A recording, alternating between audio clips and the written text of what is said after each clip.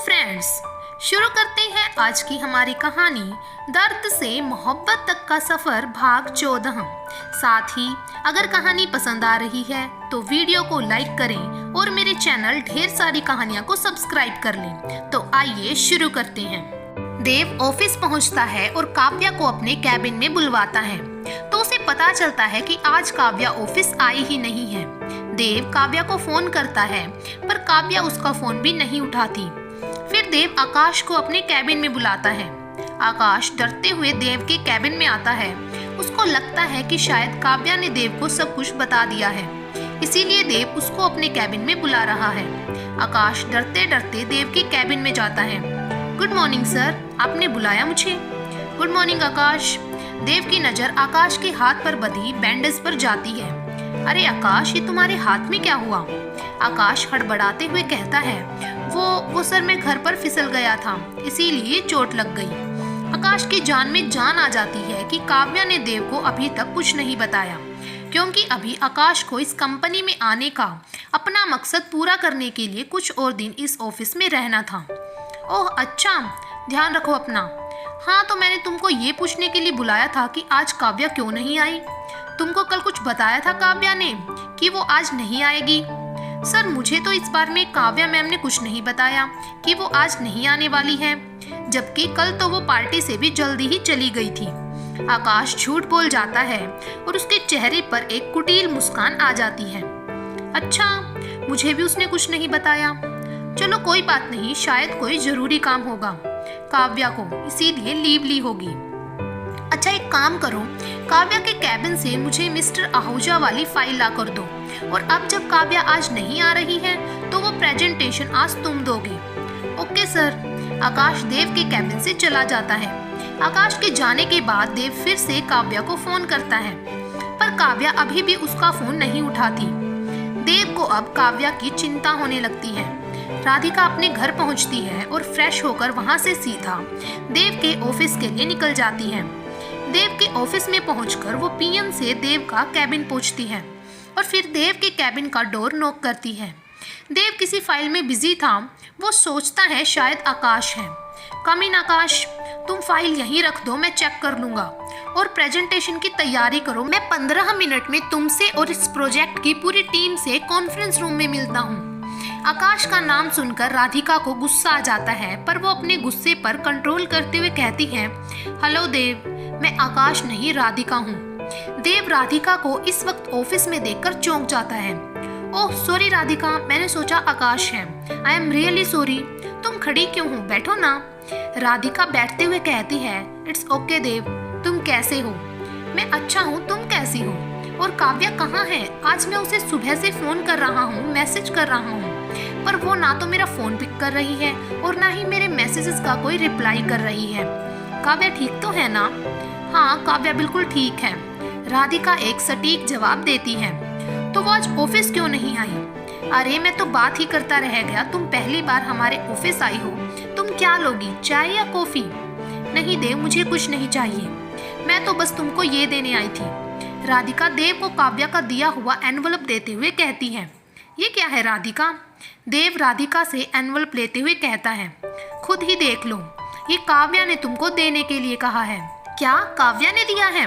देव खुशी खुशी वो एनवलप खोलता है। राधिका को देव के लिए बहुत बुरा लग रहा था, क्योंकि उस लेटर को पढ़ने के बाद देव के चेहरे की ये खुशी शायद गायब होने वाली थी। देव उस लेटर को खोलकर पढ़ने लगता है और उसको पढ़ते पढ़ते देव के चेहरे की वो खुशी गायब होने लगती है और वो खुशी गुस्से में बदल जाती है। देव गुस्से से कहता है, ये क्या मजाक है राधिका? काव्या का रेजिग्नेशन लेटर? हाँ देव, रेजिग्नेशन लेटर, और ये कोई मजाक नहीं है, ये हकीकत है।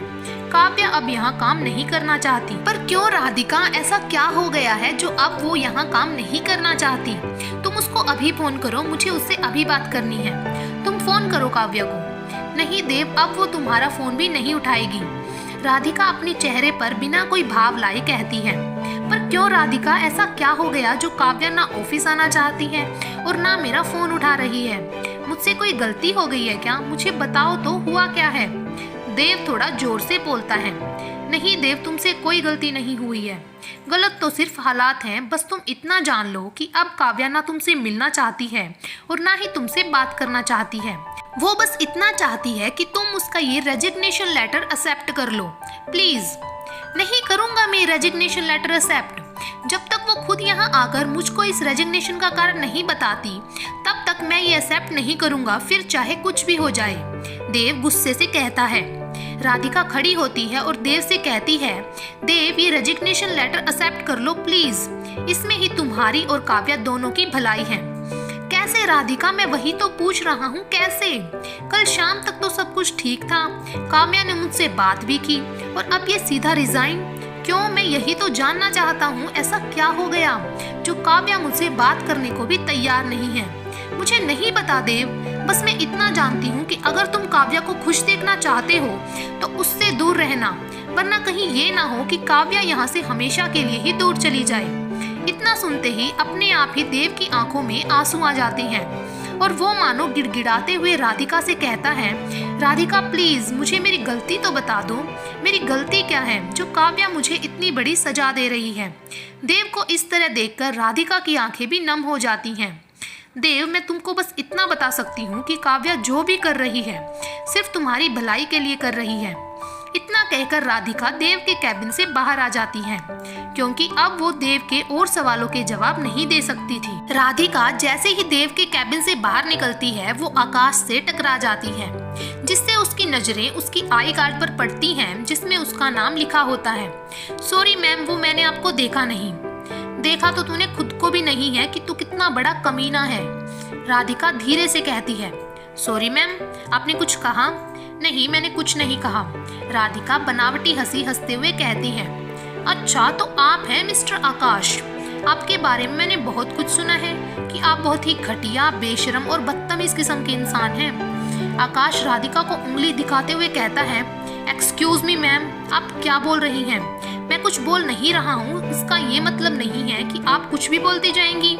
राधिका उसकी उंगली नीचे करते हुए कहती है, अभी तो बस बोला है, अगर आज यहाँ देव नहीं होता तो तुम्हारा वो हाल करती कि खुद को तो क्या, इस ऑफिस में किसी को भी अपना मुंह दिखाने के लायक नहीं रहते।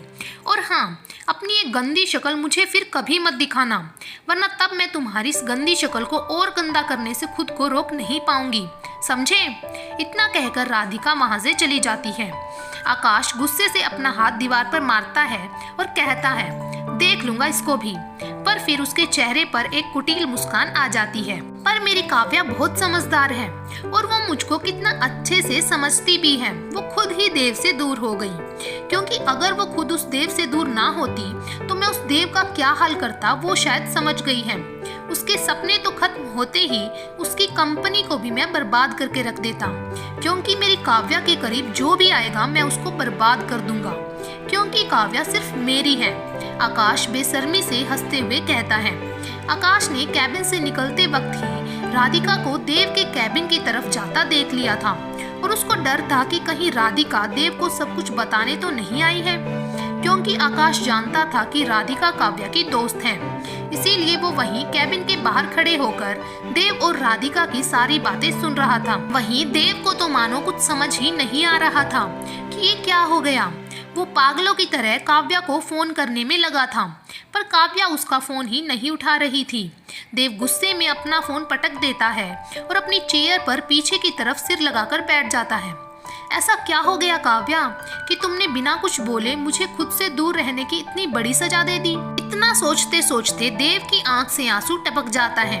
वहीं राधिका को देव के लिए बहुत बुरा लग रहा था। वो वहां से सीधा काव्या के घर के लिए निकल जाती है। राधिका काव्या के घर पहुंचकर डोर बेल बजाती है तो काव्या दरवाजा खोलती है। काव्या का चेहरा बहुत उतरा हुआ लग रहा था। राधिका अंदर आकर सोफे पर बैठते हुए कहती है, क्या हुआ काव्या, तेरा चेहरा इतना उतरा हुआ क्यों है? तू रोई थी ना? काव्या भी उसके सामने बैठते हुए कहती है, नहीं राधिका, ऐसा कुछ नहीं है, वो मैं तेरे जाने के बाद सो गई थी, इसीलिए तुझे ऐसा लग रहा होगा। तू पहले ये बता, देव सर ने क्या कहा? वो मान गई ना? अच्छा तू रुक, मैं पहले तेरे लिए पानी लेकर आती हूँ। काव्या जैसे ही सोफे से उठती है तो उसका सिर घूमने लगता है, पर वो उसको नजरअंदाज करते हुए किचन की तरफ जाने लगती है। पर किचन के पास पहुंचते पहुंचते काव्या का सिर और जोर से घूमने लगता है और वो वहीं बेहोश होकर गिर जाती है। राधिका चौंक कर पीछे देखती है तो काव्या बेहोश पड़ी थी। वो दौड़कर काव्या के पास जाती है और उसको उठाने की कोशिश करती है, पर काव्या नहीं उठती। वो महसूस करती है कि काव्या का पूरा बदन बुखार से तप रहा होता है। राधिका डर जाती है। वो जैसे तैसे करके काव्या को सोफे पर लेटाती है और डॉक्टर को कॉल करती है। थोड़ी देर में डॉक्टर काव्या के घर पहुंचते हैं और काव्या का चेकअप करते हैं और काव्या को एक इंजेक्शन लगाते हुए कहते हैं, डॉक्टर, मिस राधिका, इनको तो बहुत तेज फीवर है। मैंने इंजेक्शन तो लगा दिया है और मैं इनके लिए कुछ मेडिसिन भी लिख देता हूँ, और जब तक इनका फीवर ना उतरे तब तक इनके सर पर आप ठंडे पानी की पट्टियाँ रखते रहना। पर अगर तब भी इनका फीवर नहीं उतरता है तो आपको इनको हॉस्पिटल लेकर आना होगा। Radhika, okay doctor. डॉक्टर चले जाते हैं और राधिका काव्या के सिर पर ठंडे पानी की पट्टियां रखने लगती है। थोड़ी देर में सलोनी भी स्कूल से आ जाती है, पर काव्या को इस हाल में देखकर दौड़कर उसके पास आती है और घबराते हुए राधिका से पूछती है, दी, ये सोना दी को क्या हुआ? सुबह तो आपने कहा था कि दी ठीक है और अब? तेरी सोना दी बिल्कुल ठीक है, तू चिंता मत कर। थोड़ा फीवर है, डॉक्टर ने चेकअप कर लिया है, थोड़ी देर में बुखार उतर जाएगा। पर तू परवर छोड़, तू पहले जाकर चेंज कर ले, मैं तेरे लिए कुछ खाने को बना देती हूँ। और तेरा एग्जाम कैसा हुआ? सलोनी अभी भी डरी हुई थी। वो काव्या को देखते हुए कहती है, एग्जाम अच्छा हुआ दी। राधिका उसका डर पहचान लेती है। तेरी सोना दी बिल्कुल ठीक है सलोनी, तू चिंता मत कर। काव्या का बुखार अब थोड़ा उतर जाता है। वो राधिका और काव्या को अपने पास बैठा देखकर पूछती हैं, तुम दोनों ऐसे यहाँ क्यों बैठे हो? आपकी वजह से मैडम। तुझको सुबह से फीवर था ना, पर तूने मुझको बताना भी जरूरी नहीं समझा। राधिका डांटने का नाटक करते हुए कहती है, हाँ मुझे थोड़ा फीवर फील तो हो रहा था, पर मैंने दवाई ले ली थी। हाँ वो तो दिख रहा है, तू कितना ठीक हो गई है मेडिसिन लेकर। फिर राधिका सलोनी से काव्या को उसके रूम में ले जाने के लिए कहती है और खुद काव्या के लिए सूप बनाने किचन में चली जाती है। सलोनी काव्या को उसके रूम में ले जाती है। राधिका, ले काव्या जल्दी से ये सूप पी ले, फिर तुझे दवा भी खानी है। काव्या, यार अभी मेरा बिल्कुल भी कुछ खाने का मन नहीं है। राधिका, मैं तुझसे पूछ नहीं रही हूँ, पी चुपचाप से इसको। सलोनी दोनों को देखकर हंसने लगती है। काव्या, अब तू क्यों हंस रही है? सलोनी, दी अच्छा हुआ राधिका दी यहाँ है, वरना आप तो मेरी बात मानते ही नहीं, क्योंकि मैं आपको राधिका दी की तरह डांट नहीं सकती। सलोनी की बात सुनकर राधिका और काव्या भी हंसने लगते हैं। राधिका काव्या को सूप पिलाकर दवाई देती है। फिर राधिका और सलोनी काव्या को आराम करने का बोलकर उसके रूम से बाहर आ जाते हैं। वहीं देव अभी भी काव्या को फोन करने की अपनी नाकामयाब कोशिशें कर रहा था, पर काव्या ना तो उसका फोन उठा रही थी और ना ही उसके मैसेजेस का कोई रिप्लाई कर रही थी। देव काव्या के घर जाने का सोचता है, पर उसको राधिका की बात याद आ जाती है। वो सोचता है कि कहीं मेरे काव्या के घर जाने से वो मुझसे सही में बहुत दूर चली गई तो मैं क्या करूँगा। ये सोचकर देव उदास हो जाता है और फिर इसी उधेड़-बुन में अपने घर के लिए निकल जाता है। शाम के 7 बज गए थे। राधिका और सलोनी काव्या के रूम में उसको देखने जाते हैं तो काव्या अभी भी सो रही थी। राधिका काव्या का सिर छूकर फीवर चेक करती है तो डर जाती है। काव्या फिर बुखार से तप रही होती है। वो काव्या को हॉस्पिटल ले जाने के लिए विनोद को फोन करती है, पर विनोद मुंबई में नहीं होता। विनोद, राधिका तुम घबराओ मत, मैं देव को फोन कर देता हूँ, वो आकर काव्या को हॉस्पिटल ले जाने में तुम्हारी मदद कर देगा। राधिका, नहीं नहीं, तुम देव को परेशान मत करो, मैं हॉस्पिटल से एम्बुलेंस बुलवा लेती हूँ। विनोद, इसमें परेशानी वाली क्या बात है, देव आ जाएगा। राधिका, नहीं देव नहीं। विनोद, पर क्यों राधिका? राधिका, वो तुमको मैं बाद में बताऊंगी। विनोद, ठीक है जैसा तुमको ठीक लगे, पर मुझे कॉल करके काव्या की तबीयत के बारे में बताते रहना। राधिका हाँ बोलकर फोन रख देती है। सलोनी काव्या के सिर पर लगातार ठंडे पानी की पट्टियां रख रही थी। राधिका और सलोनी काव्या को लेकर हॉस्पिटल पहुंच जाती हैं और डॉक्टर काव्या का चेकअप करने लगता है। राधिका और सलोनी बाहर लगी बेंच पर बैठ जाते हैं। काव्या को इस हाल में देखकर सलोनी रोने लगती है तो राधिका सलोनी के सिर पर हाथ रखते हुए कहती है, सलोनी तू रो क्यों रही है, काव्या ठीक है। देख अब तो डॉक्टर भी काव्या का ट्रीटमेंट कर रहे हैं, देखना कल तक वो बिल्कुल ठीक हो जाएगी। इतने इतने में डॉक्टर बाहर आकर राधिका से कहते हैं, मिस राधिका, हमने पेशेंट का ट्रीटमेंट शुरू कर दिया है। उनके कुछ टेस्ट किए हैं। आज हम उनको ऑब्जर्वेशन में रखेंगे, फिर कल तक टेस्ट रिपोर्ट आएगी। उनको देखकर ही आगे का कुछ कह पाएंगे। Radhika, okay doctor. राधिका सलोनी को बहुत मुश्किल से अपने घर जाने को मनाती है, पर सलोनी काव्या को छोड़कर नहीं जाना चाहती थी। पर राधिका के समझाने पर कि उसका कल एग्जाम है, जिसके लिए उसका रेस्ट करना जरूरी है, और अगर काव्या को पता चलेगा कि उसकी वजह से उसका एग्जाम छूट गया है तो उसको कितना बुरा लगेगा। इसीलिए सलोनी मान जाती है। सलोनी राधिका के घर चली जाती है और राधिका वहीं काव्या के पास हॉस्पिटल में रुक जाती है। देव अपने घर पहुंचता है, पर आज वो सीधा अपने रूम में चला जाता है। सरिता जी देव को आवाज भी लगाती है, पर देव बिना रुके सीधा अपने रूम में चला जाता है। विक्की, माँ आज भाई को क्या हुआ? आज हमारे पास रुके बिना ही सीधा अपने रूम में चले गए। सरिता जी देव के कमरे की तरफ देखते हुए कहती हैं, शायद थक गया होगा आज, इसीलिए सीधा अपने रूम में चला गया। वैसे भी सुबह आकर जल्दी ही ऑफिस के लिए निकल गया था तो थक गया होगा। मैं जाकर देखती हूँ उसको। सरिता जी देव के पास जाती हैं। देव अभी भी काव्या को इस उम्मीद में फोन करने में लगा था, क्या पता काव्या उसका फोन उठा ले और वो उससे पूछ सके कि वो उसके साथ ऐसा क्यों कर रही है। सरिता जी, देव क्या हुआ, तू ठीक तो है ना? आज तू हमारे पास रुके बिना ही सीधा अपने रूम में आ गया। ऑफिस में कोई प्रॉब्लम हुई है क्या? देव अपना फोन साइड में रखते हुए कहता है, सॉरी माँ, वो कुछ इम्पोर्टेंट मेल करने थे, इसीलिए मैं सीधा रूम में आ गया। सॉरी अगर आपको बुरा लगा हो तो। देव अपनी माँ से झूठ बोल देता है, क्योंकि वो माँ को कुछ भी बताकर परेशान नहीं करना चाहता था। चल पागल, इतनी सी बात के लिए सॉरी कह रहा है, जैसे मैं तुझको जानती ही नहीं हूँ कि तुझे अपने काम के आगे कुछ दिखता ही कहाँ है। अच्छा जल्दी से हाथ मुंह धो ले, मैं तेरे लिए खाना लगा देती हूँ, और ये ऑफिस का काम अब कल कर लेना। आज वैसे भी तू बहुत थका हुआ है, आराम कर आज। देव एक फीकी सी हंसी हंस देता है। फिर वो अपनी माँ का मन रखने के लिए थोड़ा सा खाना खाकर वापस अपने रूम में आ जाता है और फिर काव्या को फोन करने लगता है, पर काव्या अभी भी उसका फोन नहीं उठा रही थी। देव को थके होने की वजह से वहीं सोफे पर ही नींद आ जाती है। अगले दिन काव्या का फीवर अब पहले से कम था। वो राधिका से सलोनी के बारे में पूछती है तो राधिका उसको बताती है कि वो स्कूल गई है एग्जाम देने के लिए। तभी रूम में डॉक्टर आ जाता है। डॉक्टर काव्या की नब्ज चेक करते हुए कहता है, डॉक्टर तो कैसा फील कर रही हैं आप काव्या? आपकी सारी रिपोर्ट भी नॉर्मल आई है और अब आपको फीवर भी नहीं है। काव्या, अब पहले से बेटर फील कर रही हूँ डॉक्टर, बस बहुत वीकनेस फील हो रही है। डॉक्टर, अभी ये वीकनेस थोड़े दिन तो रहेगी आपको, क्योंकि फीवर भी तो आपको काफी था। इसके लिए कुछ मेडिसिन लिख दूंगा मैं आपके लिए और शाम तक आपको डिस्चार्ज भी कर दिया जाएगा। Kavya, thank you doctor. फिर वो राधिका को कहते हैं, मिस राधिका आप रिसेप्शन पर सारी फॉर्मेलिटी पूरी कर दीजिएगा और फिर आप मिस काव्या को घर ले जा सकती हैं। Radhika, okay thank you doctor. सारी फॉर्मेलिटी पूरी करते करते शाम हो जाती है। तब तक सलोनी भी हॉस्पिटल आ चुकी होती है। राधिका, सलोनी तू एक काम कर, तू काव्या को लेकर घर चली जा और मैं काव्या की रिपोर्ट्स और मेडिसिन लेकर पहुंचती हूँ। सलोनी, दी आप काव्या दी के साथ घर चले जाइए। अब कल रात से यही हूँ और आप बहुत थके हुए भी लग रहे हो। मैं काव्या दी की मेडिसिन और रिपोर्ट्स ले आऊंगी, आप दी के साथ घर चले जाओ। राधिका, पक्का तू ये सब कर लेगी? सलोनी, हाँ दी मैं सब कर लूंगी, आप टेंशन मत लो, आप काव्या दी को लेकर घर जाओ। राधिका काव्या को घर लेकर चली जाती है।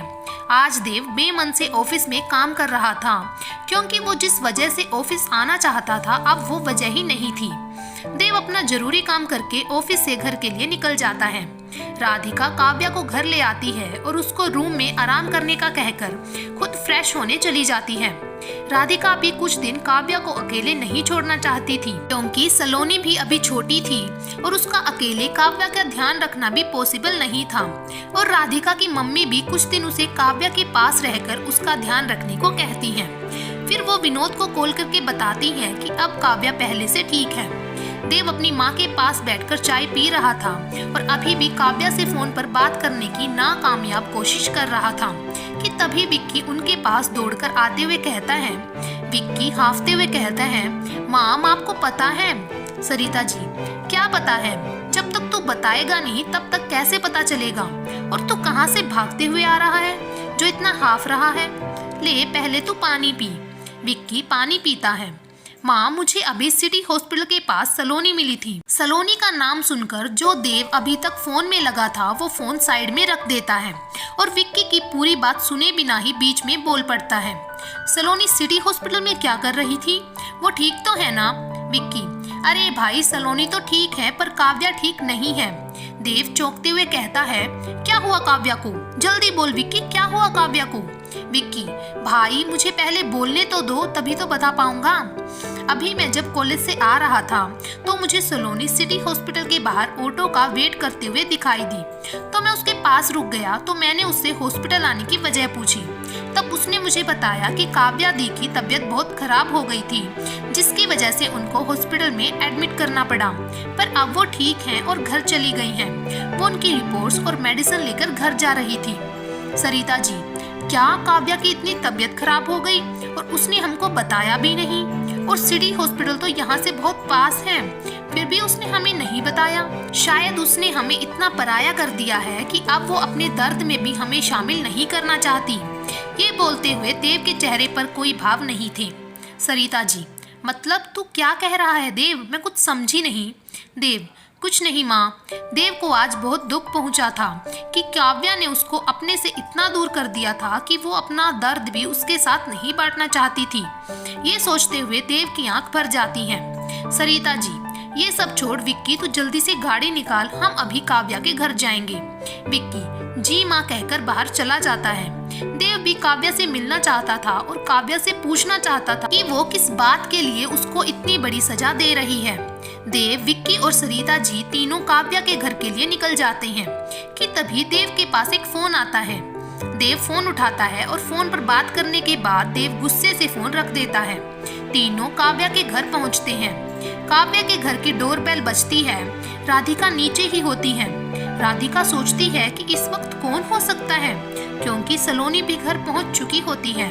राधिका दरवाजा खोलती है और सामने देव को खड़ा देखकर चौंक जाती है। बाकी की कहानी आपको मिलेगी भाग नंबर 15 में। तब तक के लिए हमसे जुड़े रहें और ऐसे ही प्यार बनाए रखें। धन्यवाद।